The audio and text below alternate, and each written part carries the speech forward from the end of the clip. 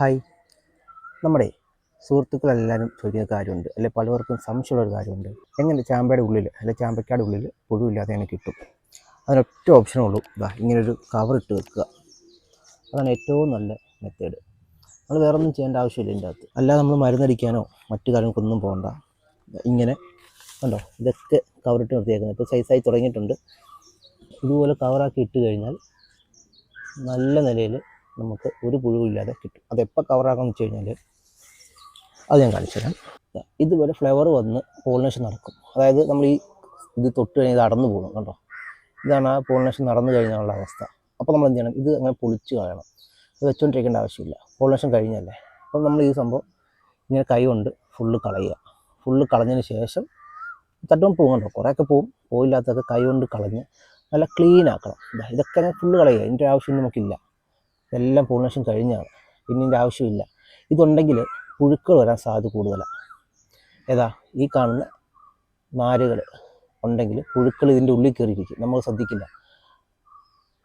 അപ്പോൾ അതുകൊണ്ട് ഇത് ഫുള്ള് കളഞ്ഞിട്ട് എന്ത് ചെയ്യണം? അതിനുശേഷം ഇങ്ങനൊരു കവർ ഇട്ട് കൊടുക്കുകയാണെങ്കിൽ വലുതാവുമ്പോൾ നമുക്ക് പുഴുവില്ലാതെ കിട്ടും. പിന്നെ ഈ ഒരു കവർ നമുക്ക് ഫുൾ ടൈം ഇതിടാൻ പറ്റില്ല. കാരണം ഇതുണ്ട്, ഇതിപ്പോൾ 5 എണ്ണമുള്ളൊരു ചെറിയ ബഞ്ചാണ്. ഇതിൻ്റെ അകത്ത് ഇത് കുറച്ചുകൂടെ കഴിയുമ്പോൾ തിങ്ങാൻ തുടങ്ങും. അപ്പോൾ നമ്മൾ എന്ത് ചെയ്യണം? ഇത് കവർ മാറ്റണം.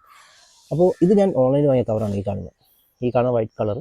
ഓൺലൈനിൽ വാങ്ങിയതാണ്. ഒരു 4-6 സൈസ് വരുന്നതാണ്. അപ്പോൾ എന്താ കുഴപ്പമെന്ന് വെച്ച് കഴിഞ്ഞാൽ, നമ്മൾ ചാമ്പക്ക, അതായത് ദലഹരി അത്യാവശ്യം സൈസുള്ളതെന്ന് എല്ലാവർക്കും അറിയാം. അപ്പം സൈസ് കൂടുമ്പോൾ നമുക്ക് ഈ കവറിലിടാൻ പറ്റില്ല. നമ്മൾ പിന്നെ അടുത്ത കവർ വാങ്ങാൻ പോകണം. അതൊരിക്കലും കോസ്റ്റ് എഫക്റ്റീവ് അല്ല. എത്രയെന്ന് വെച്ചാൽ നമുക്ക് കവർ വാങ്ങാൻ പറ്റും. അപ്പോൾ എന്ത് ചെയ്യണം? ഇതുപോലെ നമുക്ക് കസ്റ്റമായിട്ട് ഉണ്ടാക്കാൻ പറ്റും. ഇത് ഞാൻ ഉണ്ടാക്കിയ കവറാണ്. ഇത് മൊസ്കിറ്റോ നെറ്റാണ്. അപ്പോൾ നമുക്കിതിങ്ങനെ വാങ്ങി ചെറിയ സൈസാക്കി കീറി 2 സൈഡിൽ ഒരു തയ്യൽ മെഷീൻ ഉണ്ടെങ്കിൽ അടിക്കും. എനിക്കിവിടെ സ്വന്തം തയ്യൽ മെഷീൻ ഉള്ളതുകൊണ്ട് ഞാൻ തന്നെ തയ്ച്ചുണ്ടാക്കിയതാണ്. ഒരു ചെറിയ വള്ളിയും കൂടെ അതിൻ്റെ കൂടെ ഇട്ട് കഴിഞ്ഞാൽ നമ്മൾ കടയിൽ നിന്ന് വാങ്ങുന്ന അതേ സാധനം കിട്ടി. ഇനി തയ്യൽ മെഷീൻ ഇല്ലാത്തവർ കടയിൽ കൊടുത്താൽ മതി. അപ്പോൾ നമുക്ക് എന്ത് ഗുണമെന്ന് വെച്ച് കഴിഞ്ഞാൽ, നമുക്ക് പല സൈസിൽ ഇത് ഉണ്ടാക്കാൻ പറ്റും. എൻ്റെ അടുത്ത് ഒരുപാട് സൈസിലുള്ളതുണ്ട്. കാരണം ചിലത് ഒരു ബഞ്ചൊക്കെ ഉള്ളതാണെങ്കിൽ ഈ ഒരു കവർ മതി. ഒരു ഒറ്റെണ്ണമുള്ള ദലഹരിയാണ് ഈ കവർ നിൽക്കും.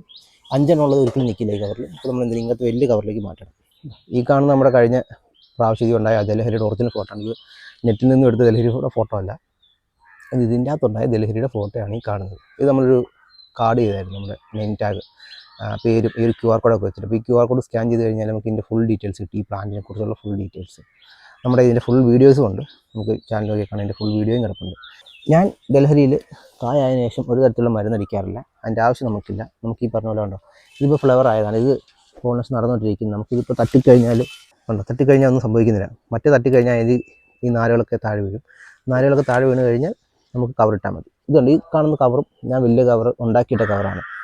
ഞാൻ തന്നെ തയ്ച്ചുണ്ടാക്കിയ കവറാണ്. അതാണ് നല്ലത്. നമുക്ക് ആവശ്യത്തിനനുസരിച്ചിട്ട് കവർ തയ്ച്ചുണ്ടാക്കാം. നമ്മൾ ഓരോന്നിനും ഓരോ കവർ വീതം വാങ്ങാൻ പോകണ്ട.